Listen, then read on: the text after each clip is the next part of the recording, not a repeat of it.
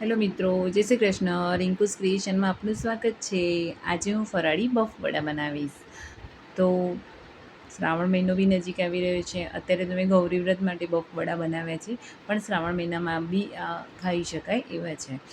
તો ચલો, સામાન રેડી છે, લેટ્સ વી સ્ટાર્ટ. એના માટે મેં 3 નંગ બટાકા લીધા છે. જે તૈયાર ફરાળી લોટ આવે છે એ મેં 2 વાટકી જેવો લીધો છે. 3 આદુ અને લીલા મરચાંની પેસ્ટ લીધી છે મેં.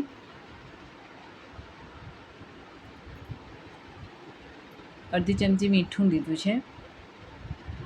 4-5 નંગ કાજુને કટ કરીને લીધા છે. 1 ચમચી મેં બોરું ખાંડ લીધી છે.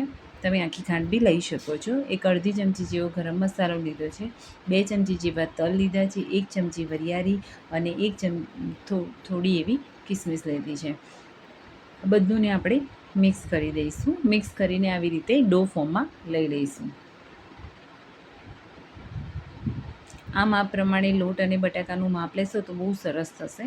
જો બટાકા વધારે પડતા હશે તો પણ એકદમ ઓઇલી થશે, અને લોટ વધારે પડતો હશે તો એકદમ ચીવડ થશે.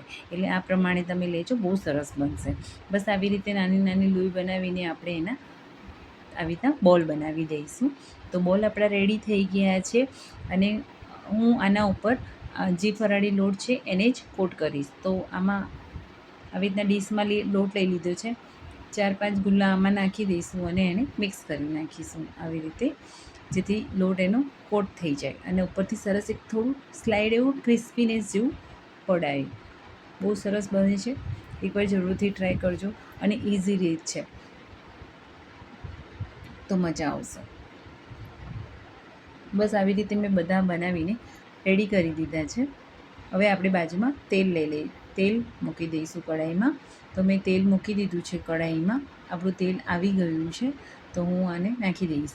તમે મીડિયમ ગેસ પર નાખજો, બનાવજો, જેથી બહુ ઉપરથી ચડી જાય અને અંદરથી કાચા રહે એવું ના થાય. એટલે મીડિયમ ગેસ પર ચડવીશું, બહુ જ સરસ બનશે. અને ઉપરથી આપણે સ્લાઇડ તેલ એકદમ જ એને કઢાઈમાં મિક્સ નથી કરી દેવાનું. જો એકદમ જ તમે મિક્સ કરશો તો પછી ભાગી જાય કે એવું થાય. આપણે સ્લાઇડલી આવી રીતે જ નાના ચમચાથી કેવી રીતના આપણે એને આવી રીતે પહેલાં મિક્સ કરીશું. હવે પછી તમે એને ઝારાથી તમે લઈ શકો છો. બસ આવી રીતે જ, જો મેં મીડિયમ ગેસ જ રાખ્યો છે. બસ આવી રીતે આપણે એને તળી લઈશું. બહુ સરસ લાગે છે. બહારથી લાવવા એના કરતાં આવા હેલ્ધી અને બહુ જ ઝટપટ બની જાય છે. મિનિમમ જો તમારી પાસે બધો સામાન રેડી હોય ને તો 10-15 મિનિટમાં બની જાય છે. તો એકવાર જરૂરથી બનાવજો અને મને કમેન્ટ કરજો કે કેવા બને છે. જો સરસ ગુલાબજાંબુ જેવા, પણ ચટપટા, બહુ જ સરસ બને છે. એકવાર જરૂરથી બનાવજો. મેં બીજી બેચ પણ આમાં નાખી દીધી છે અને તળવા માટે મૂકી દીધા છે. મારા વિડીયો કેવા લાગે છે લાઈક, કમેન્ટ અને શેર કરજો.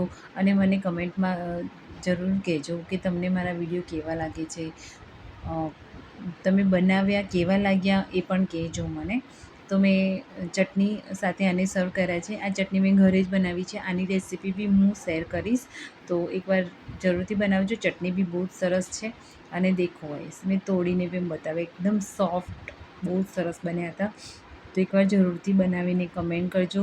અને રિંકુસ ક્રિએશનને સબસ્ક્રાઈબ કરવાનું ના ભૂલતા. લાઈક, કમેન્ટ અને શેર કરજો. અને મળીશું આપણે આગળના વિડીયોમાં. જય શ્રી કૃષ્ણ મિત્રો.